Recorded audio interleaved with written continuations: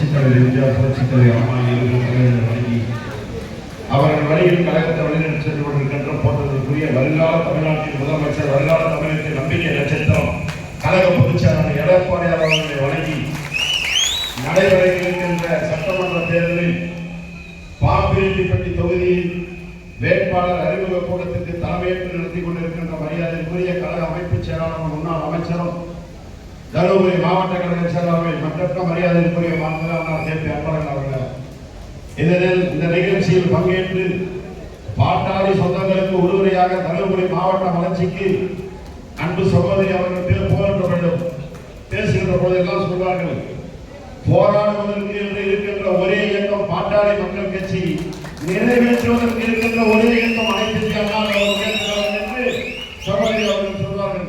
தருமபுரி சட்டமன்ற வேட்பாளராக அறிமுகம் செய்து வருகை தந்திருக்கின்ற மரியாதைக்கு அன்பு சகோதரி சௌமியா அன்புமணி உட்பட மேடையில் வீட்டிருக்கின்ற வேட்பாளர்கள், சார் அமைப்பு பொறுப்பாளர்கள், கூட்டணி கட்சி என்ஐஏ கூட்டணி எத்தனை பேரை நாம் சொன்னதாக பணிபுரி ஏற்றுக்கொள்ள வேண்டும் என அன்போடு கேட்டுக்கொண்டு வருகை திரளாக வருகை தந்திருக்கின்ற இந்த கூட்டணி கட்சியை சார்ந்த அத்தனை நல்லுறவுகளுக்கு முதற்க நன்றிகள வணக்கத்தை தெரிவித்துக் கொள்கிறேன். எனக்கு முன்னால் பேசுகிற பொழுது நான் பேசினார்கள், இந்த தொகுதி வெற்றி பெறுவதற்கு முழுப்பூச்சியாக பார்க்க வேண்டும். என்னுடைய ஒரே இலக்கு, இந்த இயக்கத்திற்கு துரோகம் எவன் செய்தாலும் அவனை அழிப்பது பற்றியே என்னுடைய இலக்கு. நான் பேசுகின்ற பொழுதெல்லாம் சொல்வேன். கடந்த முறை கூட பொம்படியில் நடந்த பொதுக்கூட்டத்தில் பேசுகின்ற பொழுது கூட சொன்னேன், இந்த கூட்டணி அமைந்து விட்டது, நீ இல்ல ஒப்பல்ல, அவனுக்கு அப்ப வந்தா கூட இந்த மாவட்டத்தில் எவனை அதுக்கு கூட 2 பொறுப்போக்கு கமெண்ட்ஸ் போட்டாங்க. நீ முடிஞ்ச வேட்பாளர் வந்ததிலிருந்து வேட்பாளர் யார் என்பது முக்கியமில்லை, நிற்பது அனைத்து இந்திய அண்ணா முன்னேற்ற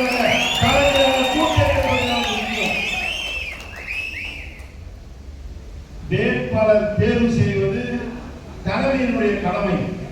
அதற்கு எந்த விதத்திலும் சோழபாவன் இந்த கோவிந்தசாமி இல்லை.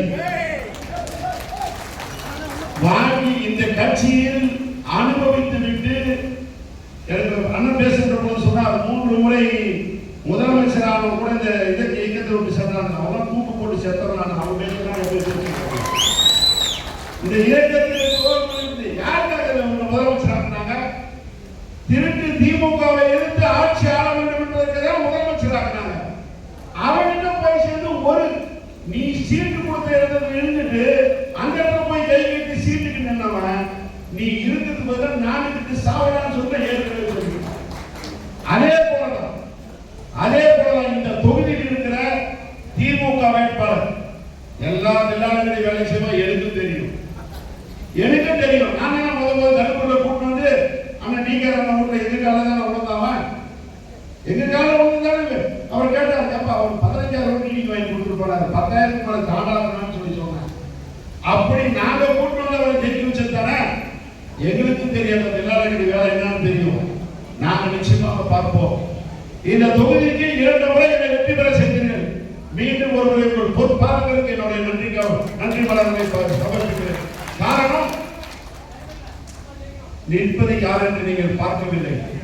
நிற்பது இரட்டை இலட்சமும் கூட்டணி பாட்டாளி மக்கள் கட்சி, பாரதிய ஜனதா கட்சி கூட்டணி என்று நின்றது.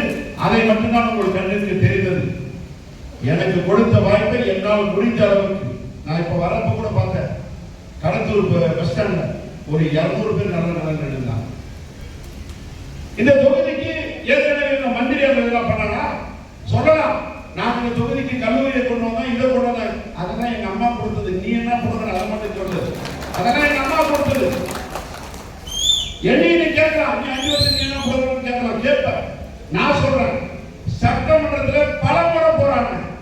ஒண்ணு இல்ல, வடகரைக்கு ஒரு மாட்டாஸ்பத்திரி கொடுக்கலான்னு காலகட்டம். வடகரைக்கு உங்கள் தேவைக்கு அதிகமான கால்நடைகள் இருக்கிறது, ஒரு மருத்துவ கால்நடை மருத்துவ கிளைகளை கொடுத்து 10 முறை சட்டமன்றத்தில் பேசுறேன். கொடுக்க முடிந்ததா? நீங்க கொண்டு வரணும்னு சொல்லி 6 முறை சட்டமன்றத்தில் பேசணும். எங்க அண்ணன் எடப்பாடியார் முதலமைச்சராக இருக்கும்போது அந்த நீர்நிலை திட்டத்தை கொண்டு வரணும்னு சொல்லிட்டு அதற்கு 10 லட்சம் ரூபாய் நிதி ஒதுக்கீடு செய்து ஆய்வு பணி செஞ்சு கொடுத்தார். அதுக்கப்புறம் ஆட்சி மாற்றம் வந்தது. ஒவ்வொரு முறை நிதி அறிக்கையிலும் அந்த நீரேற்று திட்டம் வருவது பேரை மட்டும் போட்ட கொடுத்து முடிந்ததா? அதனால ஒரு திட்டம் போட்டான். உங்களுக்கு முடியாத வேலைகளை உங்கள் தொகுதியில் முதலமைச்சர் என்ற திட்டத்துல அந்த எம்எல்ஏங்க 10 கோரிக்கையை கொடுங்க, நான் உடனடியா செஞ்சு தரேன்னு சொல்லி சொன்னாங்க. நானும் ஆசையா கேட்டேன். அப்படியே சொன்னாங்க. ஒரு 6-7 பேர் சொன்னாங்க எங்க பொதுச் செயலாளர்கிட்ட, அண்ணா அவங்க செய்ய மாட்டாங்க, நம்ம கொடுக்க கூடாதுன்னு சொன்னோம். இல்லப்பா, தொகுதி மக்களுக்கு நாம செய்ய வந்திருக்கிறோம், கலெக்டர் கொண்டு போய் கொடுத்துருங்க அப்படின்னு சொல்லி சொன்னாங்க. கொண்டு போய் கொடுத்தோம். என்ன பண்ணாங்க? நான் கொடுத்த 10 ஒண்ணு இங்க கடத்தூர மையமா கொண்டு தாலுகா ஆபீஸ் கொண்டு வந்து சொன்ன கொடுத்தாங்களா? கோவேரி அந்த மலைப்பாதை திட்டத்தை கொண்டு வந்து சொன்ன கொடுத்தாங்களா? டிரான்ஸ்போர்ட் ஆபீஸ் போக்குவரத்து அலுவலகம் பாபரி திட்டத்தை கொண்டு வந்து சொன்ன கொடுத்தாங்களா? ஆனா இந்த கூட ஒரு கொடுமை. அந்த சுகர் மில்ல கோச்சென்று சொல்ற ஒரு சர்க்கரை ஆலையில மின்சாரம் தயாரிக்கிறதுக்கு இந்த திட்டத்தை கொண்டு வந்து இது நிறுவனத்துக்கு என்று கொடுங்க. அதுக்கு இப்ப இருக்கிற துணைமுறை நேற்று பேசிட்டு போனோம் யோகிங்க. அவன் கொடுத்திருந்தான் 89 கோடி ரூபாய் பணி நடைபெற்றுக் கொண்டிருக்கிறது, 60% பணி நடந்துச்சு அப்படின்னு சொல்லி எனக்கு சட்டம் கைது கொடுத்தாங்க. எந்த வேலையும் நடக்கல. போய் கேட்டான், அதுக்கு என் மேல கேஸ் போட்டு வச்சுட்டான்.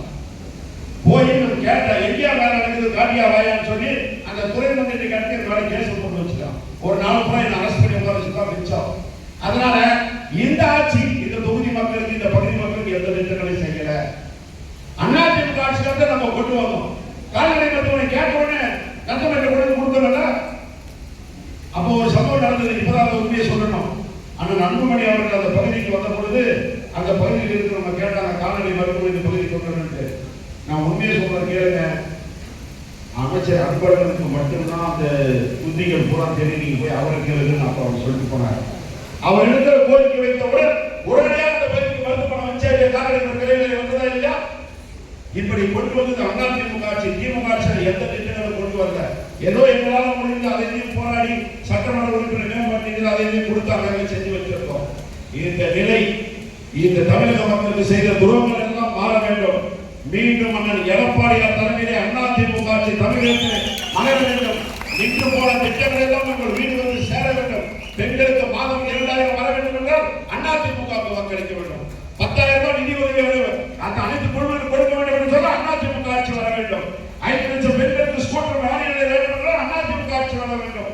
படித்த இளைஞருக்கு வேலை வாய்ப்பு வேண்டும் என்றால் அதிமுக ஆட்சி வர வேண்டும். திமுக பொது சொல்ற ஆட்சி அதிமுக ஆட்சி அல்ல.